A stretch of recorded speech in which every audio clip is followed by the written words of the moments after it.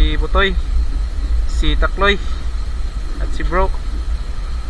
At nahabol daw sila Migo. Yung iba kasamahan doon guys, doon sa dagat, si Wendell. Guys, si Wendell guys at si Marino. Tara na guys, let's dive.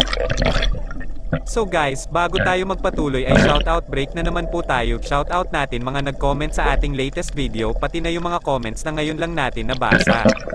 Shoutout kay JRW Legarda Jr., dive safe always bro at God bless. Shoutout kay Razor Espanyol at sa Lapu-Lapu Spearfishing Bodies, dive safe always bro at God bless. Shoutout sa ating top fan, Mary Rom Agos at kina Bro at Takloy, keep safe always at God bless. Shoutout sa isa pa nating top fan, Rogelio Rosales Jr., dive safe always bro at God bless. Shoutout sa isa pa nating top fan, Joshua Boldo Katamura, dive safe always bro at God bless. Shoutout kay Jericho Noel Bernaldez at sa ating cat usok na si Butoy, dive safe always mga bro at God bless. So guys, sa gustong magpa-shoutout ay mag-comment lang kayo sa ating latest video at matik, shoutout natin kayo sa susunod na episode, kaya ano pang hinihintay nyo, comment na. Mayroon tayong nakitang maliit na bagulan at tinusok na rin natin, medyo matagal na rin tayong hindi nakatusok ng bagulan.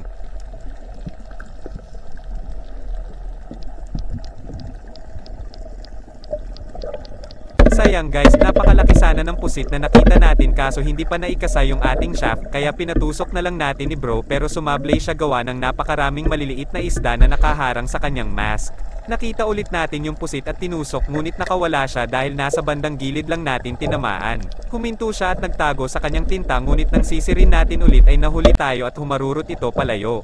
Nakatusok tayo ng isang pusit pero mas malalaki yung mga nakita natin kanina, ang dami talagang malalaking pusit sa spot na ito, buti na lang at humina yung amihan at namiss talaga namin ang manusok dito sa spot na malapit sa amin.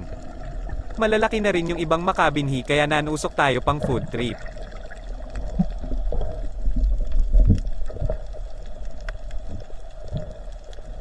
Malaki na rin pala itong tubo-tubo, maliit kasi tingnan sa itaas kaya tinusok na rin natin.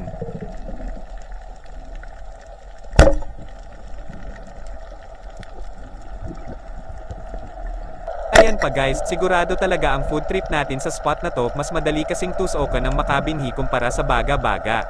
Tingnan nyo kung gaano kalakas yung rubber natin guys, hindi natin natusok yung bulatok pero nawalan pa rin ito ng malay kahit nadaplisan lang.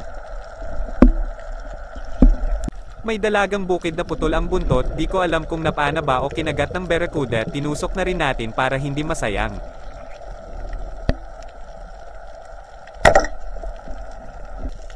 Pabalik na tayo at dito tayo dumaan sa tabi dahil malakas yung agos, may nadaanan tayong mga danggit at timbongan.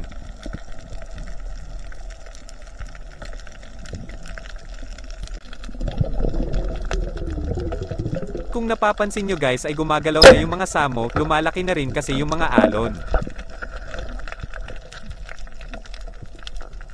May natusok din tayong Dragon Balls, iihawin natin ito mamaya dahil na-miss na natin yung inihaw na Dragon Ball.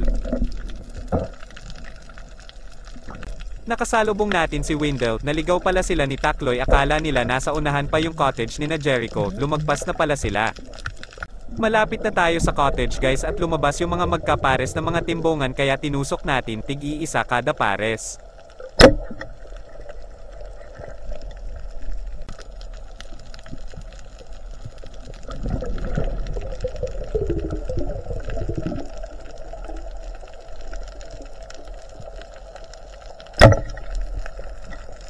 Hindi natusok yung isa kaya yung kasama na lang niya ang tinusok natin.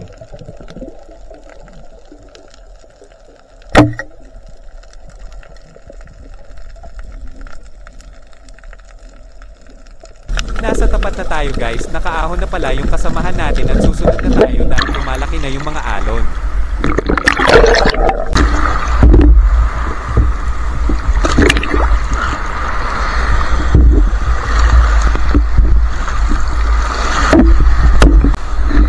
Marami yung makabinhi ngayon, sayang may apat sana tayong malalaking pusit pero siguro ay hindi pa ito ang tamang panahon para mapa sa atin. Buti pa si Butoy ay may maraming pusit, doon siguro kay Butoy lumapit yung mga pusit na nakatakas kanina, hehe.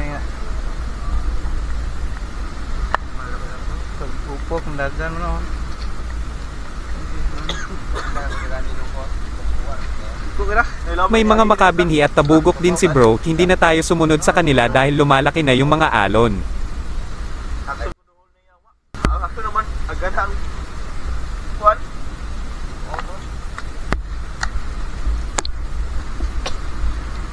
Swerte talaga si Marino sa Bagulan, may natusok palang Bagulan si Menoy Alvin nung nakaraang araw dito din sa mismong spot, ngunit ito ay nakawala dahil sa likod niya ito tinamaan at hindi nakatagos yung kanyang flopper. May buho to. Nakabaw, sige sila, nakabaw. Sige dito. Ito lang yung sa atin guys, maliit yung ating Bagulan pero okay lang dahil makakahigop na naman tayo ng masarap na sabaw kaya ihihiwalay na natin yung mga pang food trip. Mo gani. Abot mo nito, sir? Dili ni balik nagpadon ako ani balik. Nagpatiglahot man diay ko. Taman. Ani ko kutik tuyok. Isa man to, panihakan. Ako to, bayang. Tira. May tugatin na bangay. Nakatusok din si Takloy ng Bagulan pero hindi pa kalakihan, nakatakas daw ito buti na lang ay maamo yung Bagulan at nahabol pa niya. Ito ko dagko tong mga barawa. Ayun, tirahe. Ani, ganito nga niyo. Ani, nalisod mo kay kanuan baud-baud doan. Bali ako. Bali ko na. May ganing ipagabuhi anad kayo. Yan Alvin para gamay. May Bagulan din si Windel at good size na pusit, magkasama sila ni Takloy at pareho din silang naligaw ng landas hehe. Ito gamatoy kay ko buko-buko. Ito yung pang food trip natin ngayon guys, salamat sa Panginoon sa masaganang biyaya kahit maliliit ay masarap naman kumpara sa mga isdang nalagyan na ng yelo. Ayan na naman yung mga kasamahan natin, kahit pagod sa pagdadive ay masipag pa rin naglilinis ng mga isda. Dagan man ka ng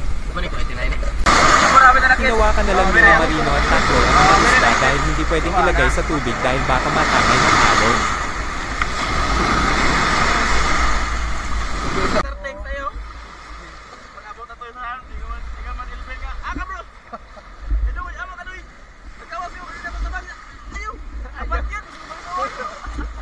Tapos ng linisan guys, kaya proceed na tayo sa step 2, ang Operation Paras para sa Kinilaw. Napagod na ako sa kaka-voice over kaya enjoy watching. DJ music please.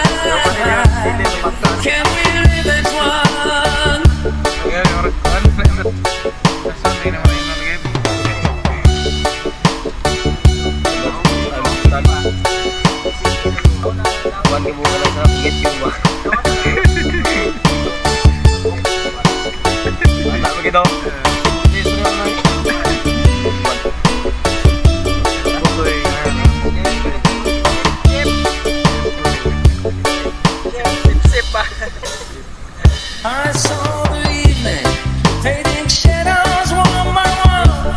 Watch the lamb lay down to sacrifice. I saw the children dreaming of the sun. All they wept, all they bled, all they died. Do you understand? You said there are heavens.